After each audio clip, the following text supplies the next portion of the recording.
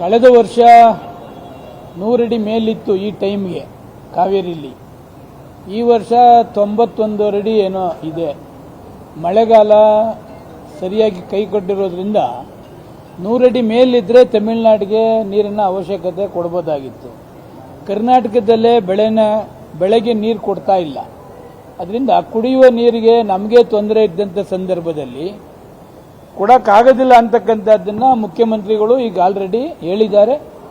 ನಮ್ಮ ಮಂತ್ರಿಗಳು ರಾಮಲಿಂಗಾರೆಡ್ಡಿಯವರು ಕೂಡ ಹೇಳಿದ್ದಾರೆ. ಕರ್ನಾಟಕದ ಎಲ್ಲ ಜನಪರ ಸಂಘಟನೆಗಳು ಕೂಡ ಹೇಳಿದ್ದಾರೆ. ಅದರಿಂದ ಸರ್ಕಾರ ಯಾವುದೇ ವಿಧವಾದ ನಿರ್ಧಾರ ತೆಗೆದುಕೊಳ್ಳಬಾರ್ದು.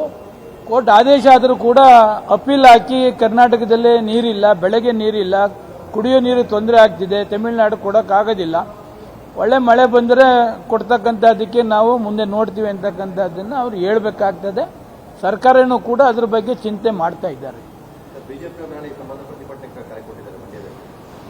ಬಿಜೆಪಿ ಕರೆ ಕೊಡ್ತಾರೆ ಅಂತಂದ್ರೆ ಉಸ್ತುವಾರಿ ನಮ್ಮ ಲೋಕಸಭಾ ಸದಸ್ಯರು, ಕೇಂದ್ರದ ಸಚಿವರು ಕುಮಾರಸ್ವಾಮಿಯವರು ಕಾನ್ಸ್ಟಿಟ್ಯೂನ್ಸಿ ಅದು. ಕುಮಾರಸ್ವಾಮಿಯವರು ಇದ್ರ ಬಗ್ಗೆ ಚಕ್ರ ಎತ್ತಲೇಬೇಕಾಗ್ತದೆ. ಯಾಕೆಂದ್ರೆ ಅವರು MP ಅಲ್ಲಿ ಕೇಂದ್ರದ ಸಚಿವರು, ಅವ್ರೇನಾರ ಧ್ವನಿ ಎತ್ತದೇ ಹೋದ್ರೆ ಮಂಡ್ಯ ಜನ ತಿರುಗಿ ಬೀಳ್ತಾರೆ. ಅದಕ್ಕೆ ಮಂಡ್ಯದಲ್ಲಿ ಮಾಡ್ತಾರೆ ಅಂತ ಗೊತ್ತಾಗಿ ಬಿಜೆಪಿಯವರು ಕುಮಾರಸ್ವಾಮಿ ಹಿಂದೆ ಬಿದ್ದವರು ಅಷ್ಟೇನೆ. ಕುಮಾರಸ್ವಾಮಿಯವರು ಅಲ್ಲದೇನೆ ಇವರು ಇಂಡಿಪೆಂಡೆಂಟ್ ಡಿಸಿಷನ್ ತೆಗೆದುಕೊಳ್ಳುವುದಿಲ್ಲ ಯಾರು ಬಿಜೆಪಿಯವರು.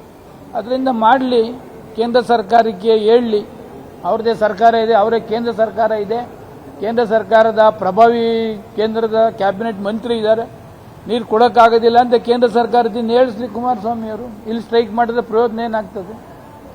ಬೆಳವಣಿಗೆಗಳ ಮಧ್ಯೆ ಈಗ ತಮಿಳುನಾಡು ಮುಖ್ಯಮಂತ್ರಿ ಅವರು ರಾಜ್ಯಕ್ಕೆ ಬರ್ತಾ ಇದ್ದಾರೆ. ಸೋಮವಾರದಿಂದ ಭೇಟಿ ಮತ್ತೆ ಮಾತುಕತೆ ಮೂಲಕ ಬಗೆಹರಿಸಬೇಕು ಅಂತ ಒಂದು ಒಳ್ಳೆ ಗುಡ್ ಮೂವ್. ಆದರೆ ಇಂತಹ ಸಂದರ್ಭದಲ್ಲಿ PWRC ವಿರೋಧ ಆಗಿರ್ತಕ್ಕಂಥದ್ದು, ಈ ಬಿಡೋಕ್ಕಾಗದಿರತಕ್ಕಂಥ ಪರಿಸ್ಥಿತಿಯಲ್ಲಿ ಬರುವಂಥದ್ದು ಎಷ್ಟು ಮಟ್ಟಿಗೆ ನೀವೇ ಯಾವ ತಮಿಳುನಾಡು ಮುಖ್ಯಮಂತ್ರಿ ಇನ್ವೈಟ್ ಮಾಡ್ತಾ ಇರೋದು ಒಳ್ಳೆ ಕಂಡೀಷನ್ ಇದೆ. ಅವರಿಗೆ ತೋರಿಸ್ಬೋದು ಕರ್ನಾಟಕದಲ್ಲಿ KRS ಏನಿದೆ, ಎಷ್ಟು ಲಕ್ಷ ಎಕರೆಗೆ ಬೆಳೆ ಆಗ್ತದೆ, ಇದುವರೆಗೂ ಬೆಳೆಗೆ ನೀರು ಕೊಡ್ತಾ ಇಲ್ಲ, ಕುಡಿಯುವ ನೀರಿಗೆ ಸಾಕಾಗ್ತಾ ಇಲ್ಲ.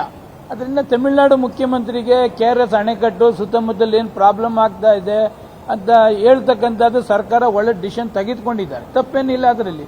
ಇನ್ವೈಟ್ ಮಾಡಲಿ. ತಮಿಳುನಾಡು ಮುಖ್ಯಮಂತ್ರಿಗಳು, ಕರ್ನಾಟಕದ ಮುಖ್ಯಮಂತ್ರಿಗಳು ಇಬ್ಬರು ಕುಳಿತು ಕರ್ನಾಟಕದ ಸ್ಥಿತಿ ಏನಂತೇಳಿ ಚರ್ಚೆ ಮಾಡೋಕ್ಕೆ ಏನು ತೊಂದರೆ ಇಲ್ಲ. ಮಾಡಿದ್ರೆ ಒಳ್ಳೆಯದು ಜನದ ದೃಷ್ಟಿಯಿಂದ.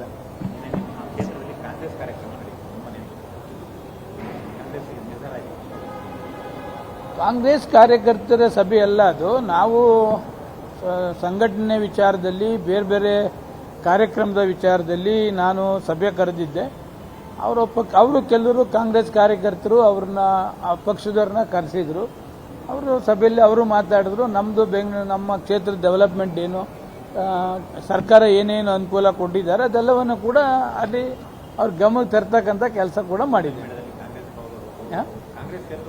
ಕಾಂಗ್ರೆಸ್ ಸೇರುವುದಿಲ್ಲ, BJP ಬಿಡುವುದಿಲ್ಲ. 2028ಕ್ಕೆ ತೀರ್ಮಾನ. ಅದೇನೀಗ ಸದ್ಯಕ್ಕೆ ಏನು ಇಲ್ವಲ್ಲ, ಎಲೆಕ್ಷನ್ ಯಾವುದೂ ಇಲ್ಲ ಈಗ. 2028ಕ್ಕೆ ಕ್ಷೇತ್ರದ ಎಲ್ಲರನ್ನ ಜನ ಕರೆಸಿ ಏನು ತೀರ್ಮಾನ ಮಾಡಬೇಕು ಮಾಡ್ತೀವಿ.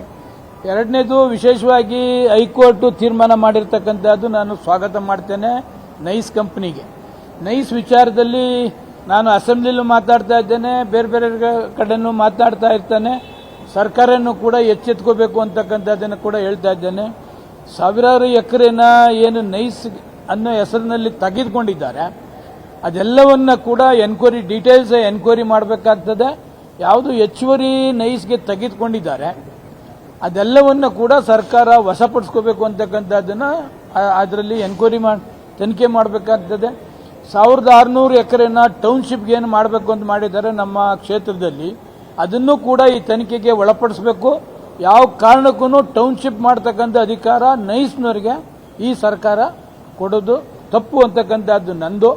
ಏನು ಇವತ್ತು ಹೈಕೋರ್ಟನ್ನು ಎನ್ಕ್ವೈರಿ ಮಾಡಕ್ಕೆ ಹೊರಟಿದ್ದಾರೆ ನೈಸ್ಗೆ, ಈ 1600 ಎಕರೆ ಏನು ಕೊಟ್ಟಿದ್ದಾರೆ ಸರ್ಕಾರ, 41 ಲಕ್ಷ ಕೊಟ್ಟಿದ್ದಾರೆ, ಅದನ್ನು ಕೂಡ ತನಿಖೆಗೆ ಒಳಪಡಿಸಬೇಕು. ಯಾವ ಕಾರಣಕ್ಕೂ ಟೌನ್ಶಿಪ್ನ ಮಾಡ್ತಕ್ಕಂಥದ್ದಕ್ಕೆ ನೈಸ್ಗೆ ಅವಕಾಶವನ್ನು ಕೊಡಬಾರದು ಅಂತಕ್ಕಂಥದ್ದನ್ನು ನಿಮ್ಮ ಮುಖಾಂತರ ಸರ್ಕಾರಕ್ಕೆ ನಾನು ಒತ್ತಾಯ ಮಾಡ್ತೇನೆ. ನಮಸ್ಕಾರ.